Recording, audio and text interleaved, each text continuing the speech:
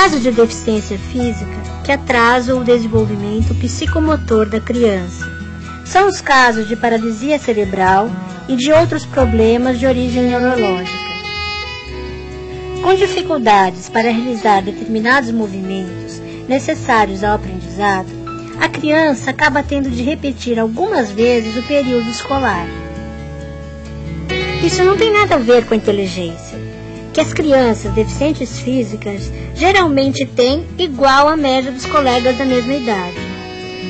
Mas a criança deficiente física precisa mais de apoio e atenção dos professores e pessoas próximas do que as outras crianças.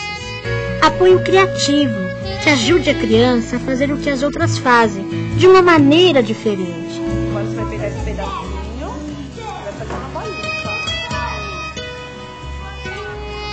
Muitas vezes o processo é lento, até penoso para a criança.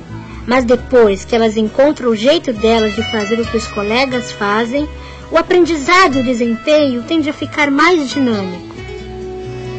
Fora da sala de aula, a criança com deficiência física tem dificuldades de participar de algumas atividades de recreação que costumam empolgar os colegas. Este é um sinal para que também, nas atividades de recreação e lazer, a criança deficiente seja estimulada a participar, mas de um jeito diferente.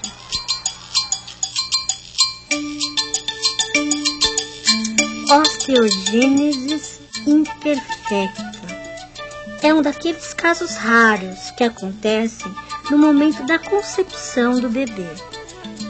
Dois genes que não deveriam se combinar, se combinam, e o resultado é que a pessoa nasce com os ossos frágeis, tão frágeis que na hora do parto se quebram. Foi o que aconteceu comigo. Após o meu nascimento, os médicos constataram que eu era um caso de osteogênese imperfecta. É uma deficiência tão rara que a medicina não teve muito tempo a se dedicar a ela. A Leandra, quando nasceu, foi uma surpresa para todos nós. Ninguém tinha conhecimento de que ela tinha qualquer problema.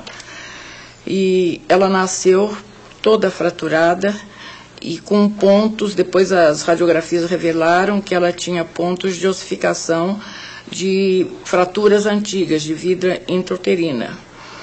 Ela nasceu de um parto cesariano e eu acredito que se ela tivesse nascido de parto normal, ela não teria resistido. De modo que foi uma criança que não podia ser carregada ao colo, não podia ser muito manuseada, botar muita roupa, nada disso. Ela tinha que se mexer o mínimo com ela, com todo cuidado. Às vezes precisavam 2 pessoas para conseguir trocar uma fralda na Leandra.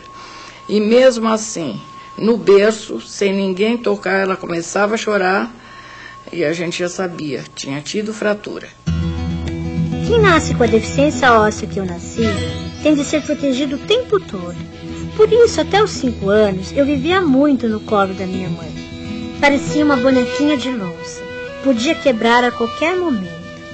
Tomei remédios, custei a sentar e aprendi a andar.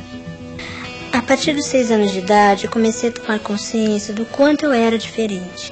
Eu já ia para a escola e tinha medo da aproximação das pessoas, de como elas me viam, o que elas achavam. Tinha medo de me machucar. Os meus primeiros anos na escola foram um aprendizado muito difícil em vários aspectos. Claro que para mim, e para crianças deficientes físicas como eu, o ideal é encontrar uma escola com rampas, portas largas, banheiros adaptados. Claro que nas escolas que estudei não tinha nada disso. Algumas não tinham adaptações, e até então nenhum aluno deficiente tinha estudado lá. Em outras, mesmo eu sendo aluna, ninguém pensou em adaptar nada para facilitar minha vida. E muitos outros lugares não estão preparados para pessoas deficientes físicas. Então, eu comecei a entender que teria de enfrentar muitas barreiras para chegar aos meus objetivos. Dos 7 aos 14 anos, eu me recusei a ficar mais independente. Passei a usar cadeira de rodas ou andador para me movimentar. Foi um processo longo, penoso, que eu só comecei a entender bem depois, quando comecei a escrever meu diário. Eu estava então com 15 anos de idade. estudava no primeiro colegial. Tinha muita dificuldade de me aceitar como deficiente. Tinha medo de que as pessoas não me aceitassem. Tinha consciência das diferenças, mas não queria encará-las com responsabilidade. Tinha muito medo de crescer e ao mesmo tempo não crescer. Queria ser alguém especial, para me proteger e ser querida pelas pessoas. Achava que tinha obrigação de ser diferente e muito inteligente para ter algo em que compensar a deficiência. Levou algum tempo também para eu entender que adaptar uma instalação não era coisa do outro mundo. Pelo contrário, na maioria das vezes são coisas simples. Descobri depois uma coisa interessante. As pessoas preferem fazer tudo para a pessoa deficiente, menos criar condições para que ela se vire sozinha. Cheias de pena e dó, as pessoas acham que assim elas estão ajudando o deficiente. A verdade é que custa bem mais barato do que se pensa facilitar a vida do deficiente adaptando os lugares. Aqui temos um obstáculo, que é uma escada.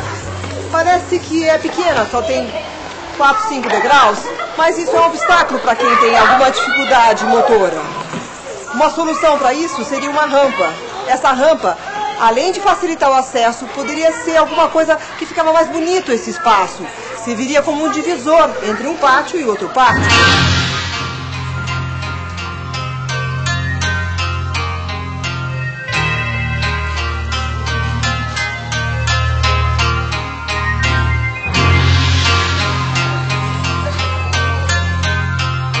Com todas as críticas e limitações, a escola era e continua sendo muito importante para mim.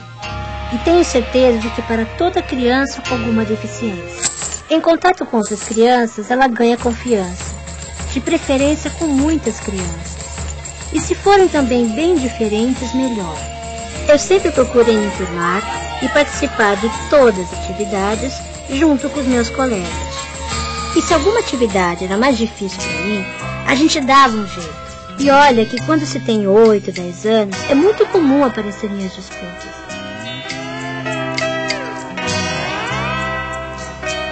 E onde, se não na escola, eu poderia vivenciar tudo isso?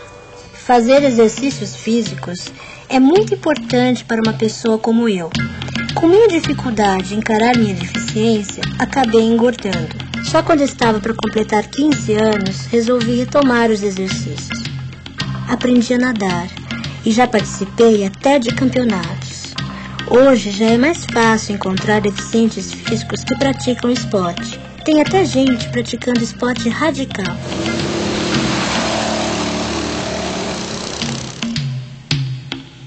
Essa é uma atividade que é denominada terapia esportiva na paralisia cerebral, onde você estimula o reflexo da criança, as suas habilidades motoras, a sua coordenação motora.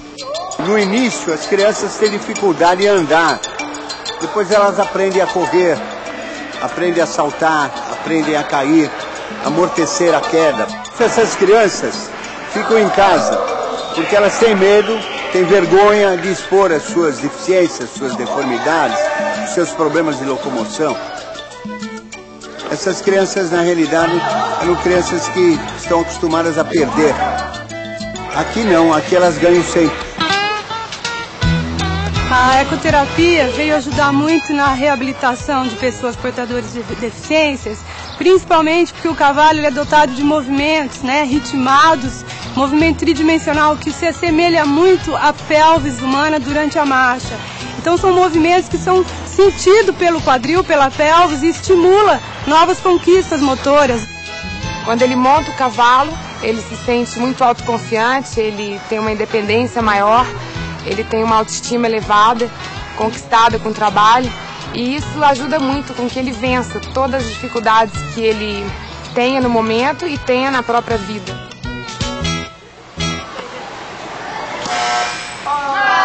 Foi também nessa fase da minha vida que eu, minhas amigas e amigos, começamos a ter noção de responsabilidade. Começou aquela história de ter horário para tudo. É uma fase do crescimento que a inteligência se desenvolve e recebe muito estímulo para isso. estão prontos para aprender leitura, escrita e cálculo. E a memória também é exercitada a todo momento. É uma viagem ao mundo das ideias. Os objetos não estão presentes para serem tocados ou vistos. A gente não fica mais preso ao concreto. Por exemplo, para desenhar uma árvore, não precisa mais ter um modelo à frente. A gente já tem na cabeça a imagem da árvore e pode transpô-la para o papel. Para somar 2 mais 6, não precisa mais contar 8 bolinhas para se chegar ao resultado. Nessa fase, as diferenças entre as crianças deficientes e não deficientes são muito pequenas mesmo. É muito perigoso estabelecermos uma relação desempenho escolar e indivíduo portador de deficiência física. Você pode ter casos de crianças que são portadoras de deficiência física e que não apresentam comprometimento no desempenho escolar. Assim como eu tenho na mesma sala adolescentes que estão com desempenho escolar muito ruim e não portam deficiência nenhuma. Até agora, o acompanhamento da Natália, o rendimento escolar da Natália, está sendo normal. O desempenho escolar ele está associado ao processo de aprendizagem e outras variáveis, de escola e família, mas não a deficiência. Estamos numa época em que o computador é tudo para muitas pessoas. Para mim, foi uma aventura poder mexer nele, escrever minhas poesias, meus textos. E hoje, crianças em idade escolar, portadoras de qualquer deficiência, já estão aprendendo a usar o computador.